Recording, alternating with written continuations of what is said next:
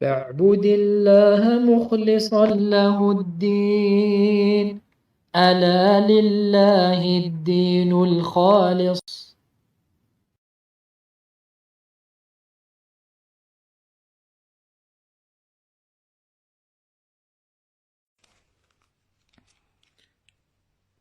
إن الحمد لله نحمده ونستعينه ونستغفره ونعوذ بالله من شرور أنفسنا وسيئات أعمالنا. من يهده الله فلا مضل له ومن يضلل فلا هادي له، وأشهد أن لا إله إلا الله وحده لا شريك له، وأشهد أن محمدا عبده ورسوله صلى الله عليه وعلى آله وأصحابه وسلم. أما بعد، إذن أخوتي في الله والأخوات، السلام عليكم ورحمة الله وبركاته. نواصل بعون الله تبارك وتعالى دروسنا في شرح كتاب التوحيد الذي هو حق الله على العبيد. وإذن قال المؤلف رحمه الله: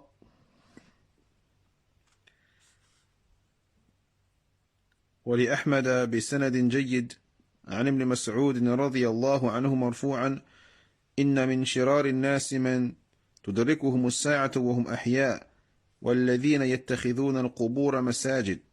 ورواه أبو حاتم في صحيحه. طيب، فاليوم إن شاء الله تعالى سنقرأ شرح مسائل هذا الباب لشيخنا محمد العثيمين رحمه الله تعالى. طيب،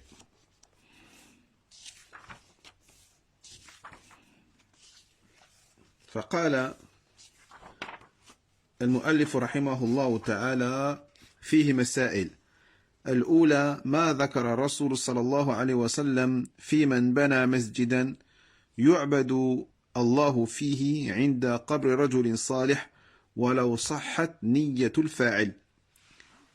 قال الشيخ ابن عثيمين رحمه الله: تؤخذ من لعن النبي صلى الله عليه وسلم الذين اتخذوا قبور أنبيائهم مساجد.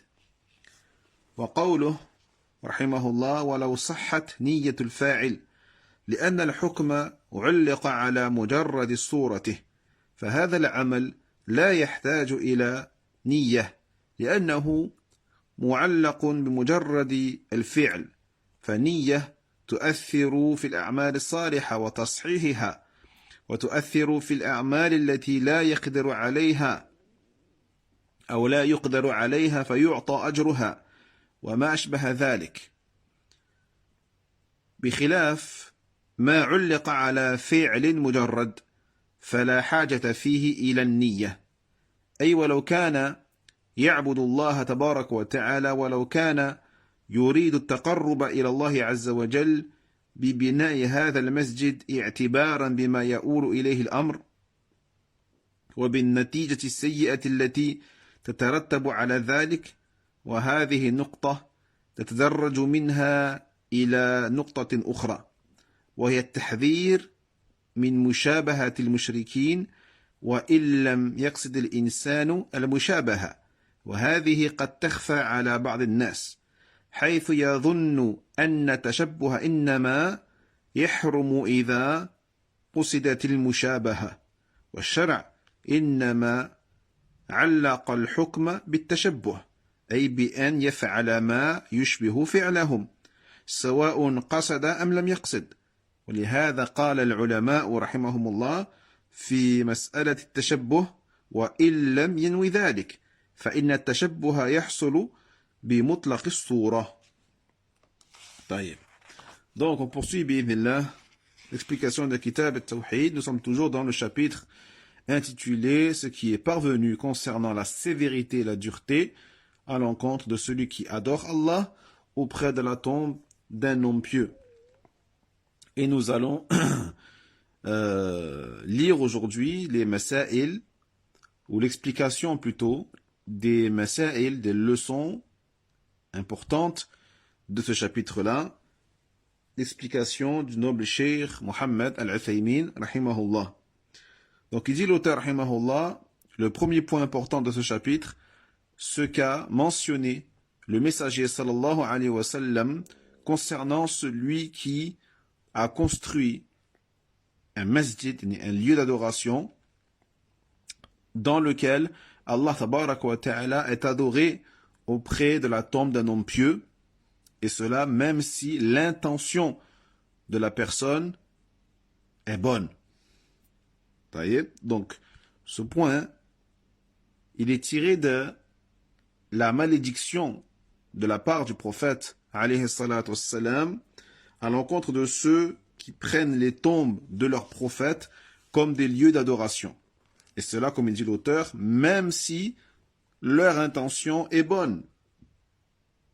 Cela car le jugement est relatif à l'image, est relatif uniquement à l'apparence, d'accord, de l'acte en elle-même. Ici, le jugement, il n'est lié qu'à l'apparence de l'acte.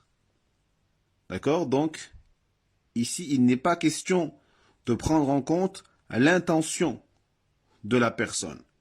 Car ce qui est pris en compte ici, eh bien, c'est l'acte, et seulement l'acte en lui-même, l'apparence de l'acte. D'accord? La manière dont la personne va faire cet acte-là. Donc, l'intention, elle va avoir un impact sur les bonnes actions. Naam, sur le fait que la bonne action soit acceptée ou pas auprès d'Allah tabaraka wa ta'ala. Elle va avoir un impact aussi sur les actions que la personne veut faire, mais qu'elle n'a pas la capacité de faire. Et il se peut que donc, de par son intention, la personne est quand même récompensée, et autre que cela. Mais ici, ce dont on parle ici, eh bien, ce sont les actes qui sont interdits par Allah tabaraka wa ta'ala, même si l'intention est bonne. Car ce qui est pris en compte, c'est seulement l'acte en lui-même. D'accord? C'est seulement l'acte en lui-même. Donc, même si l'individu adore Allah tabaraka wa ta'ala, même si elle désire par cela se rapprocher d'Allah subhanahu wa ta'ala, en construisant un lieu de prière sur une tombe ou auprès d'une tombe, etc., etc. D'accord? Donc ce qui est pris en compte, c'est quoi? C'est la conséquence de cet acte-là et les effets désastreux qu'il engendre. Voyez? Et ce point-là nous amène à un autre point, dit le cheikh, qui est la mise en garde contre le fait de ressembler, contre la similitude et la ressemblance aux associateurs. Et cela même si la personne n'a pas l'intention de les ressembler. D'accord?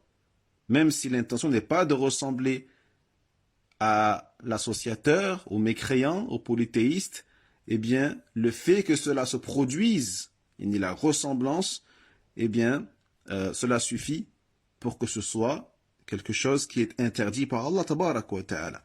Et il dit le cheikh, cela est ignoré de certaines personnes qui pensent que la ressemblance ne sera interdite que si la personne a vraiment l'intention de ressembler et d'imiter les polythéistes. Mais dans la réalité, ce n'est pas le cas. Car la législation d'Allah tabaraka wa ta'ala, eh bien, elle a émis ce jugement qui est l'interdiction dans la ressemblance, uniquement dans la ressemblance, quelle que soit l'intention de la personne. Voyez? C'est-à-dire, elle a interdit le fait de faire une chose qui est identique à ce que font les polythéistes, que la personne ait eu l'intention de les imiter ou pas. Et c'est la raison pour laquelle les ulama, rahimahumullah, ont évoqué concernant justement ce sujet qui est celui de la ressemblance, ils ont dit et ce même si la personne n'a pas eu l'intention de les imiter. D'accord? Car l'imitation, quelle que soit l'intention, sera interdite si cela se produit, car ce qui est pris en compte, eh bien c'est seulement l'acte et c'est l'image et et ce qui est visible qui est considéré. Naam. فإن قيل قاعدة إنما الأعمال بالنيات هل تعارض ما ذكرنا؟ الجواب لا تعارضه، لأن ما علق بالعمل ثبت له حكمه، وإن لم ينوي الفعل كالأشياء المحرمة كالظهار والزنا وما أشبهها. طيب. Et si on te dit, du coup, la règle, comme quoi les œuvres ne sont considérées que par leurs intentions ou que par les intentions, est-ce que cette règle-là, du coup, elle vient contredire ce que nous avons évoqué? La réponse que non. La réponse est non, pardon. Elle ne contredit pas ce que nous avons mentionné. Vous voyez? Car ce qui est lié à l'action uniquement, eh bien, son jugement sera présent, quoi qu'il en soit, même si la personne n'a pas eu l'intention de le faire.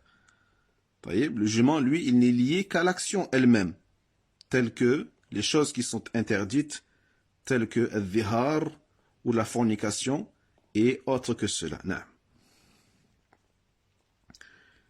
المسألة الثانية قال المؤلف رحمه الله النهي عن التماثيل وغلظ الأمر في ذلك، وهذا تؤخذ من قوله وصوروا فيه تلك الصور، ولا سيما إذا كانت هذه الصور معظمة عادة كالرؤساء والزعماء والأب والأخ والعم، أو شرعا مثل الأولياء والصالحين والأنبياء وما أشبه ذلك. Deuxième point, il dit l'auteur rahimahullah, l'interdiction de fabriquer des images à l'effigie, des créatures dotées d'âme, et la sévérité en cela. Et cela est pris de la parole de Nabi sallallahu alayhi wa sallam qui a dit, et ils ont fait des images dans ces lieux-là. Cela est tiré donc du premier hadith de ce chapitre-là, lorsqu'il dit le Nabi sallallahu alayhi wa sallam, أولئك إذا مات فيهم الرجل الصالح والعبد الصالح بنوا على قبره مسجدا وصوروا في تلك الصور أولئك شرار الخلق عند الله. Dans le sens du hadith, il dit le prophète sallallahu alayhi wa sallam, cela, eh bien, lorsque parmi eux meurt un homme pieux ou un serviteur pieux, il construit sur sa tombe un lieu d'adoration et ils y fabriquent ces images-là, d'accord, ou ces statues ou ces formes à l'image de ces personnes qui sont mortes. Vous voyez, surtout lorsque ces choses, ces images sont glorifiées, d'accord, de manière coutumière, telles que celles qui sont faites à l'effigie des rois, des présidents, des pères, des frères, des oncles, etc. Ou religieusement également, telles que l'image des serviteurs pieux d'Allah tabarak wa ta'ala, les prophètes, etc. etc. نعم. ثم المسألة الثالثة العبرة في مبالغته صلى الله عليه وسلم في ذلك، كيف بين لهم هذا أولا، ثم قبل موته ب5 قال ما قال، ثم لما كان في السياق لم يكتفي بما تقدم. وهذا مما يدل على حرص النبي صلى الله عليه وسلم على حماية جانب التوحيد، لأنه خلاصة دعوة الرسل عليهم الصلاة والسلام، لأن التوحيد أعظم الطاعات، فالمعاصي ولو كبرت أهون من الشرك، حتى قال ابن مسعود رضي الله عنه لأن أحلف بالله كاذبا أحب إلي من أن أحلف بغيره صادقا، لأن الحلف بغيره نوع من الشرك، والحلف بالله كاذبا معصية وهي أهون من الشرك. فالشرك أمره عظيم جدا، ونحن نحذر إخواننا المسلمين مما هم عليه الآن من الانكباب العظيم على الدنيا، حتى غفلوا عما خلقوا له واشتغلوا بما خلق لهم. فعامة الناس الآن تجدهم مشتغلين بالدنيا، ليس في أفكارهم إلا الدنيا، قائمين وقاعدين ونائمين ومستيقظين، وهذا في الحقيقة نوع من الشرك لأنه يوجب الغفلة عن الله عز وجل ولهذا سمى النبي صلى الله عليه وسلم من فعل ذلك عبدا لما تعبد له فقال تعس عبد الدينار تعس عبد الدرهم تعس عبد الخميصة تعس عبد الخميلة ولو أقبل العبد على الله عز وجل بقلبه وجوارحه لحصل ما قدر له من الدنيا فالدنيا وسيلة وليست غاية وتعس من جعلها غاية كيف تجعلها غاية وأنت لا تدري مقامك فيها وكيف تجعلها غاية وسرورها مصحوب بالأحزان كما قال الشاعر فيوم علينا ويوم لنا ويوم النساء ويوم النسر. On passe maintenant au troisième point. Il dit l'auteur, rahimahullah ta'ala, la leçon que l'on tire de la sévérité et des mises en garde très fortes de la part du prophète sallallahu alayhi wa sallam, comment il a démontré et exposé aux compagnons, d'accord, la gravité de cet acte-là, et ensuite il a réitéré cela. Non seulement il a fait ça toute sa vie, mais également il a réitéré avant de mourir, 5 jours ou 5 nuits avant de mourir, il a dit ce qu'il a dit, et ensuite également il a réitéré cette mise en garde lorsque il était mourant. Donc il ne s'est pas suffi des mises en garde qu'il avait déjà faites durant sa vie. Donc il dit le Cheikh Al-Uthaymin, rahimahullah, cela fait partie des choses qui indiquent le souci du prophète sallallahu alayhi wa sallam concernant le fait de sauvegarder l'aspect du monothéisme. Car at-tawhid, l'unicisation d'Allah tabarak wa ta'ala, eh bien c'est l'essence même, c'est le résumé de la prédication des messagers d'Allah alayhimus salam. Et également car le tawhid est l'obéissance la plus importante. Car les péchés, quelle que soit sa gravité, les péchés qui n'atteignent pas le degré de shirk, d'association à Allah tabarak wa ta'ala, quels que soient leurs péchés, eh bien, sont moins graves que l'association à Allah subhanahu wa ta'ala. Jusqu'à ce que Ibn Mas'ud, radiyallahu anhu, il ait dit que je jure par Allah en mentant, mais préférable que de jurer par autre qu'Allah tabarak wa ta'ala en disant la vérité. Que je jure par Allah en mentant, mais préférable que de jurer sur autre que Allah en disant la vérité. C'est là car le fait de jurer, de prêter serment sur autre que Allah subhanahu wa ta'ala, eh bien c'est une des formes du polythéisme. Alors que le fait de jurer sur Allah en mentant est une ma'siya, une désobéissance. Mais cela est moins grave que le fait d'associer à Allah subhanahu wa ta'ala. Donc, l'association à Allah subhanahu wa ta'ala est une chose qui est extrêmement grave. C'est pour ça qu'il dit les cheikhs, nous mettons en garde nos frères musulmans contre la situation dans laquelle ils sont aujourd'hui, qui est qu'ils sont submergés et absorbés par ce bas monde jusqu'à ce qu'ils aient été distraits de ce pourquoi ils ont été créés. Et au contraire, ils se sont occupés par les choses qui ont été créées pour eux. Et écoutez bien ici la phrase des cheikhs. Les cheikhs dit, ils ont oublié ce pourquoi ils ont été créés et ont été absorbés par ce qui a été créé pour eux.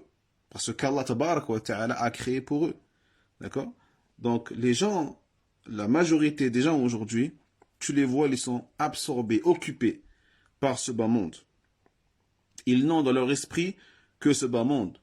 Hein? Lorsqu'ils sont debout, lorsqu'ils sont assis, allongés, en train de dormir et réveillés, ils sont constamment absorbés et submergés par leurs occupations mondaines et terrestres. Et cela est en vérité, dit les cheikhs, c'est une des formes d'association. Car cela implique forcément le fait que tu sois insouciant vis-à-vis d'Allah tabarak wa ta'ala et que tu oublies Allah jalla wa ala. C'est pour cela que le prophète, alayhi salatu wassalam, il a nommé celui qui fait cela serviteur ou adorateur de ce pourquoi il est asservi. D'accord?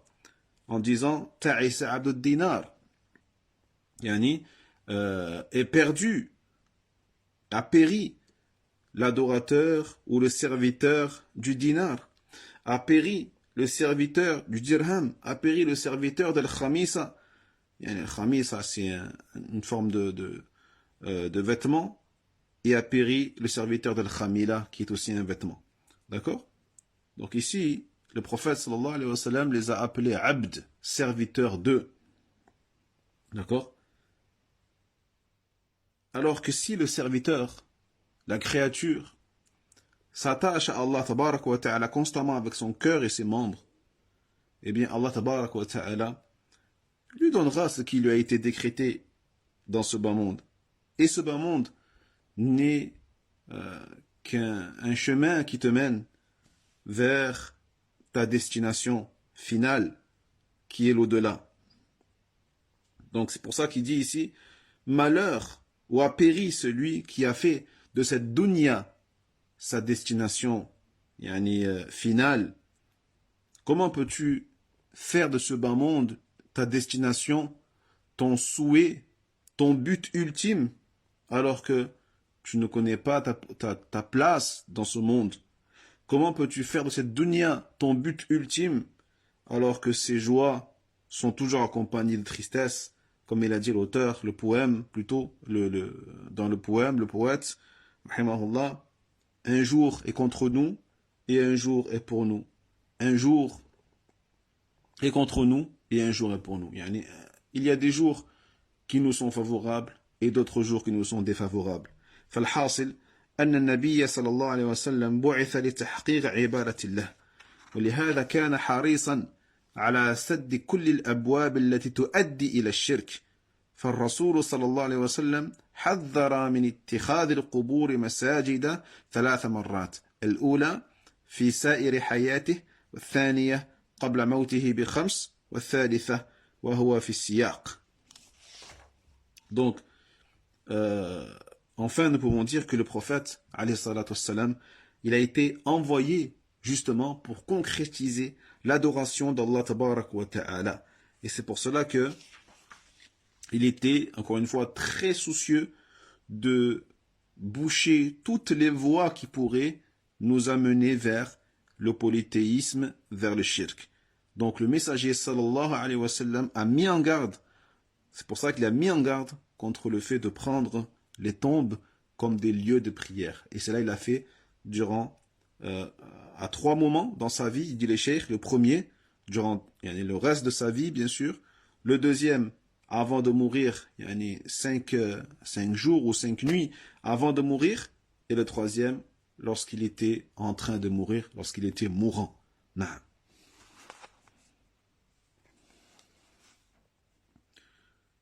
طيب ثم قال المؤلف رحمه الله الرابعة نهيه عن فعله عند قبره قبل أن يوجد القبر تؤخذ من قوله ألا فلا تتخذ القبور مساجد فإن قبره داخل في ذلك بلا شك بل أول ما يدخل فيه. Quatrième point important dans ce chapitre-là, l'interdiction du prophète sallallahu alayhi wa ala alihi wa sallam de faire cela. De faire cela, de prendre sa tombe comme un lieu de prière. Et il a fait cette mise en garde avant même que sa tombe n'existe. Avant même que sa tombe n'existe. Na'am. Taïeb. Et cela est tiré de sa parole. Certes, ne prenez pas les tombes comme des lieux de prière. D'accord? Comme des lieux de prière. Et il a fait cette mise en garde là, encore une fois, avant sa mort, et donc avant que sa tombe n'existe. Donc forcément, bien sûr, dans cette phrase-là, est inclus la tombe du prophète Mohammed sallallahu alayhi wa sallam, sans aucun doute, et c'est même la première tombe qui est concernée dans l'ordre de priorité. نعم. الخامسة أنه من سنن اليهود والنصارى في قبور أنبيائهم تؤخذ من قوله صلى الله عليه وسلم اتخذوا قبور أنبيائهم مساجد وبئس رجلا جعل إمامه اليهود والنصارى وتشبه بهم في قبيح أعمالهم. Cinquième point, que cela, le fait de prendre la tombe de ces personnes pieuses, cela fait partie des traditions et des actes des juifs et des chrétiens concernant la tombe de leur prophète, alayhi salatu wassalam. Et cela est pris donc de la parole du prophète, sallallahu alayhi wa sallam. Ils ont pris les tombes de leur prophète comme des lieux de prière. Donc il dit le cheikh al-Uthaymin, rahimahullah ta'ala, comme est mauvais, par conséquent, l'homme qui a pris comme imam, qui a pris comme guide, entre guillemets, comme guide, les juifs et les chrétiens, et qui les a ressemblés en cela dans leurs mauvaises actions et les œuvres ignobles qu'ils peuvent faire. السادسة لعنه صلى الله عليه وسلم إياهم على ذلك وهذا تؤخذ من قوله لعنة الله على اليهود والنصارى. Sixième point, eh bien le fait que le prophète alayhi salatu wassalam les a maudits en cela, lorsqu'il dit que la malédiction d'Allah soit sur les juifs et les chrétiens. السابعة أن مراده صلى الله عليه وسلم تحذيره إيانا عن قبره. نعم. وهذا تؤخذ من قوله عائشة رضي الله عنها يحذر ما صنعوا، أي ما صنعه اليهود والنصارى في قبور أنبيائهم. Septième point, l'intention du prophète sallallahu alayhi wa sallam était de nous mettre en garde contre justement le fait de prendre sa tombe comme un lieu de prière. Et cela est tiré de la parole de Aïcha radhiyallahu anha, qui a dit qu'il a mis en garde contre ce qu'ils ont fait, c'est-à-dire contre ce qu'ont fait les juifs et les chrétiens par rapport aux tombes de leurs prophètes alayhimus salatu wassalam. الثامنة العلة في عدم إبراز قبره صلى الله عليه وسلم تؤخذ من قول عائشة رضي الله عنها أيضا ولولا ذلك أبرز قبره غير أنه خشي أن يتخذ مسجدا. وهناك علة أخرى وهي إخباره بأنه ما من نبي يموت إلا دفن حيث يموت ولا يمتنع أن يكون للحكم علتان كما لا يمتنع أن يكون للعلة حكمان. Huitième point, il dit ce qui est tiré de ce chapitre-là, la cause dans le fait que la tombe du prophète sallallahu alayhi wa sallam n'est pas une tombe qui est visible et que l'on peut atteindre. D'accord? Et cela est tiré de la parole de Aïcha, et également, radhiyallahu anha, qui a dit, s'il n'y avait pas cela, sa tombe aurait été visible, d'accord, mise en évidence, mais donc il avait peur qu'elle soit prise comme un lieu de prière. Et il dit le cheikh, il y a aussi une autre cause en cela, du fait que sa tombe soit cachée, eh bien, et que l'information de Nabi sallallahu alayhi wa sallam, du fait que sa tombe n'a pas été, que son corps n'ait pas été transporté au cimetière de El-Baqi', là où sont enterrés les autres compagnons, radiyallahu anhum, eh bien, le fait que le prophète avait informé qu'il n'y a pas un prophète qui meurt sans qu'il ne soit enterré à l'endroit où il est mort. D'accord? Donc, il n'y a rien qui empêche donc que le jugement ait plusieurs causes ici. Le fait que le prophète sallallahu alayhi wa sallam ait été enterré dans la chambre de Aïcha radiyallahu anha, justement pour pas qu'elle soit visible et pour pas que les gens adorent Allah tabarak wa ta'ala sur sa tombe ou auprès de sa tombe. Également parce que les prophètes sont enterrés là où ils meurent. Comme il se peut également qu'il y ait plusieurs jugements à cause d'une raison. وينجي الله الذين اتقوا بمفازتهم لا يمسهم السوء ولا هم يحزنون